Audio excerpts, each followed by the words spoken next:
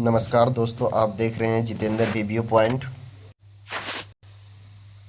आज मैं semester 5 economics major 9 के लिए 50 VBI MCQ क्वेश्चन लेकर आया हूं, जो कि आपके एग्ज़ाम में 100% इसी में से क्वेश्चन छपेगा। सेशन 2023 से 27 के लिए अति महत्वपूर्ण होने वाला है। चलिए दोस्तों, बिना देरी के मैं स्टार्ट करता हूं। क्वेश्चन नंबर 1, अर्थमिति का मुख्य कार्य क्या है? तो अर्थमिति का मुख्य कार्य होगा ऑप्शन नंबर बी, आर्थिक डेटा पर गणितीय और सांख्यिकीय तरीकों को लागू करना। क्वेश्चन नंबर 2, अर्थमिति शब्द का सबसे पहले प्रयोग किसने किया था?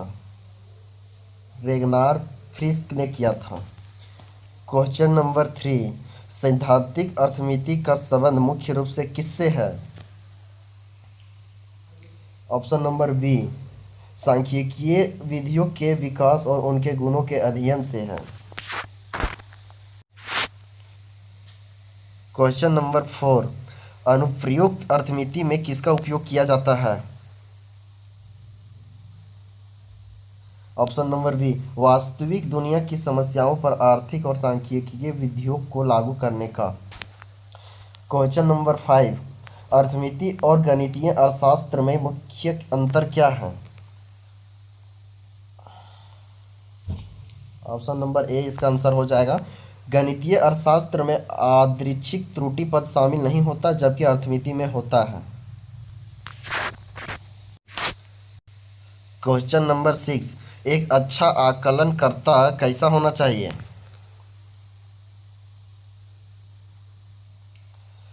अनपेक्षित या अभिनिपात और न्यूनतम प्रसरण वाला।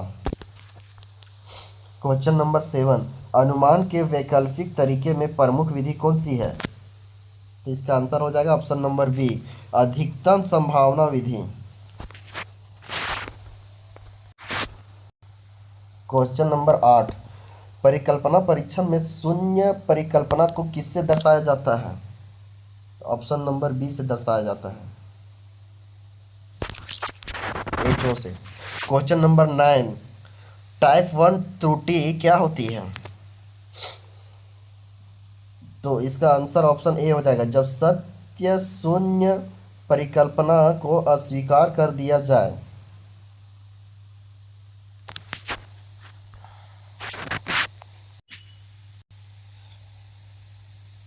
क्वेश्चन नंबर 10, सार्थकता स्तर को सामान्यतः किस प्रतीक से दर्शाया जाता है? ऑप्शन ए, अल्फा से। क्वेश्चन नंबर 11, स्टोकोस्टिक संबंध का क्या अर्थ है? ऑप्शन ए, एक ऐसा संबंध जिसमें अनिश्चितता या त्रुटि पद शामिल हो। क्वेश्चन नंबर 12, सरल रैखिक प्रतिगमन मॉडल में कितने स्वतंत्र चर होते हैं? केवल 1 स्वतंत्र चर होते हैं। क्वेश्चन नंबर 13, प्रतिगमन समीकरण y बराबर β1 प्लस β2 x प्लस ui में β1 क्या दर्शाता है? अंतःखंड को दर्शाता है। क्वेश्चन नंबर 14, साधारण न्यूनतम वर्ग विधि के तहत अनुमानकों का चयन कैसे किया जाता है? अवशेषों के वर्गों के योग को न्यूनतम करके। क्वेश्चन 15, गॉस मार्कोव प्रमेय के अनुसार OLS अनुमानक कैसे होते हैं? सर्वश्रेष्ठ रैखिक निष्पक्ष अनुमानक के द्वारा। क्वेश्चन नंबर 16, ANOVA का पूर्ण रूप क्या है? Analysis of variance. Analysis of variance. Question number 17, प्रसरण के विश्लेषण का मुख्य उद्देश्य क्या है? विभिन्न समूहों के माध्यों के बीच अंतर की सांख्यिकीय सार्थकता का परीक्षण करना। क्वेश्चन नंबर 18, अनोवा परीक्षण में किस सांख्यिकीय वितरण का उपयोग किया जाता है? एफ वितरण। एफ वितरण।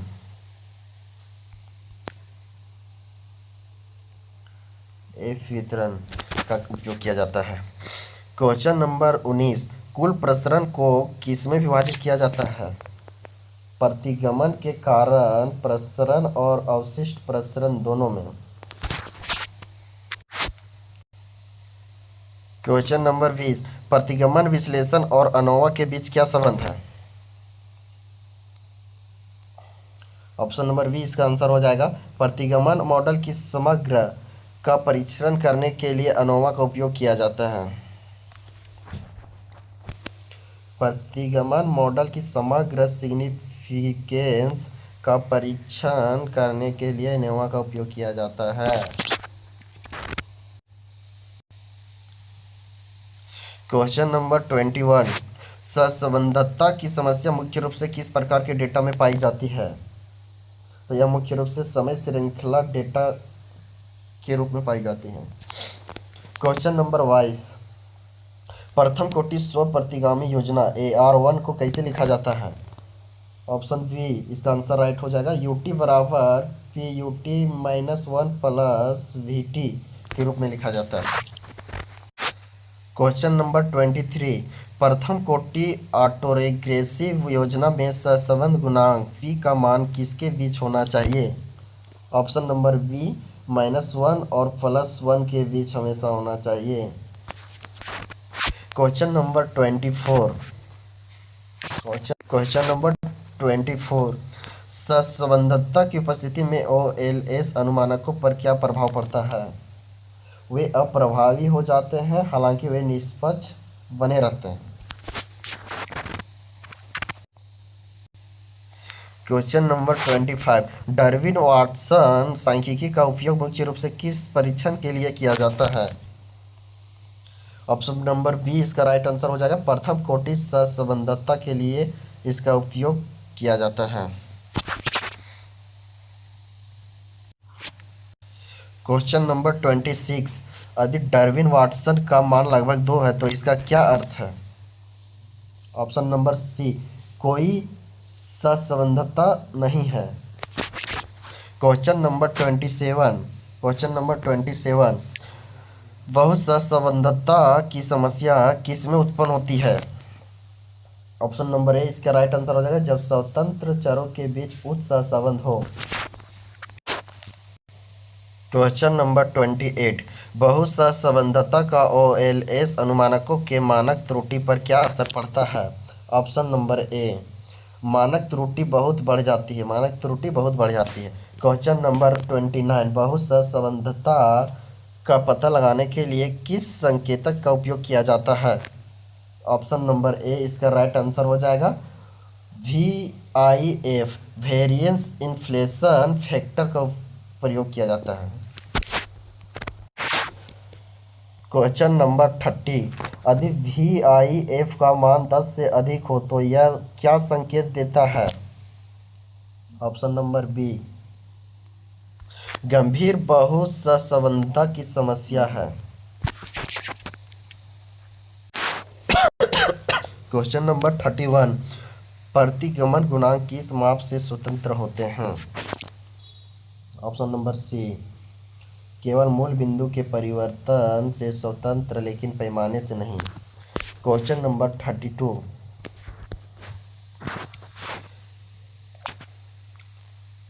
R² क्या मापता है? यह ऑप्शन नंबर ए मॉडल का अच्छा समायोजन को मापता है। क्वेश्चन नंबर 33, R² का अधिकतम मान कितना हो सकता है?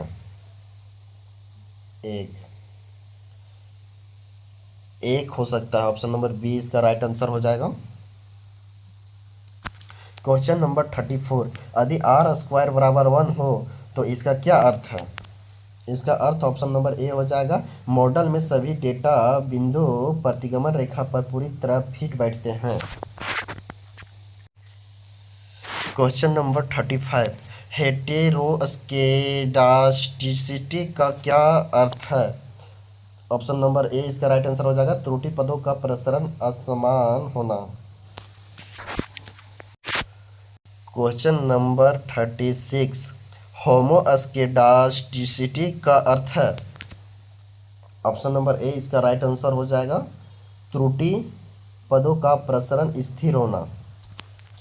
क्वेश्चन नंबर 37, यदि हेटेरोस्केडास्टिसिटी मौजूद है तो ओएलएस अनुमानक कैसे होते हैं? अकुशल, अकुशल, हालांकि निष्पक्ष रहते हैं। क्वेश्चन नंबर 38, लेजर परीक्षण का उपयोग किसके परीक्षण के लिए किया जाता है? ऑप्शन नंबर बी इसका आंसर हो जाएगा, हेटेरोस्केडास्टिसिटी के लिए। क्वेश्चन नंबर 39, डमी चर का उपयोग किसके लिए किया जाता है? ऑप्शन नंबर ए गुणात्मक चरों को मात्रात्मक रूप में बदलने के लिए। क्वेश्चन नंबर 40, यदि किसी गुणात्मक चर की एम श्रेणियां हैं तो मॉडल में कितने डमी चर शामिल किए जाने चाहिए? A option number B m-1। Question number 41, पहचान की समस्या मुख्य रूप से किस में उत्पन्न होती है? ऑप्शन नंबर बी समकालीन समीकरण मॉडल में।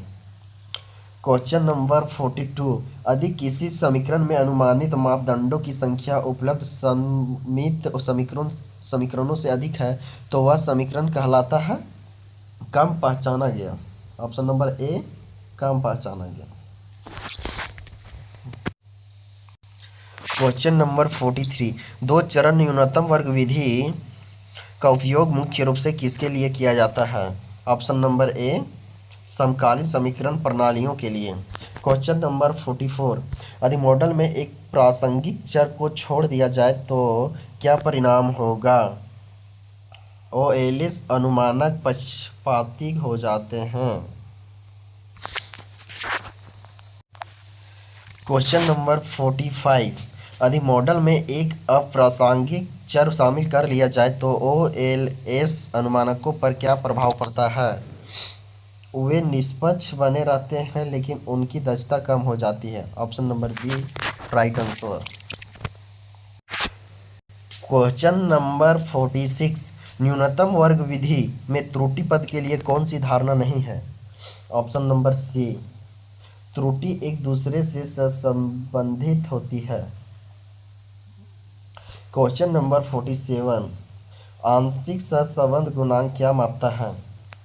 ऑप्शन नंबर ए अन्य चरों के प्रभाव को नियंत्रित करने के बाद दो चरों के बीच का संबंध मापता है। क्वेश्चन नंबर 48, इकोनोमेट्रिक शब्द का पहला आधिकारिक जर्नल कौन सा था? ऑप्शन नंबर ए इकोनोमेट्रिका 1933 में शुरू हुआ था। क्वेश्चन नंबर 49, कूटनीतिक रूप से यदि आर स्क्वायर और समायोजित आर स्क्वायर के बीच बड़ा अंतर हो तो यह क्या दर्शाता है? ऑप्शन नंबर ए मॉडल में कई ऐसे चर जोड़े गए हैं जो सार्थक नहीं हैं को दर्शाता है।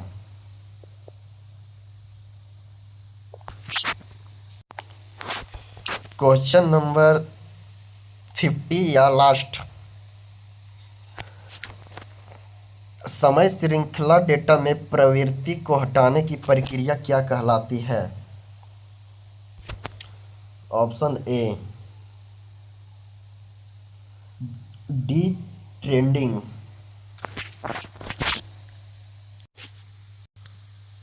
तो ये 50 VVI MCQ क्वेश्चन थे जो कि इसी में से आपके एग्जाम में क्वेश्चन छपेंगे। सेमेस्टर 5 मेजर 9 इकोनॉमिक्स के लिए अगर वीडियो अच्छा लगे तो लाइक कमेंट एवं सब्सक्राइब करना ना भूलें, और अगर कोई दूसरा टॉपिक पे वीडियो चाहिए तो कमेंट ज़रूर करें। Thank you.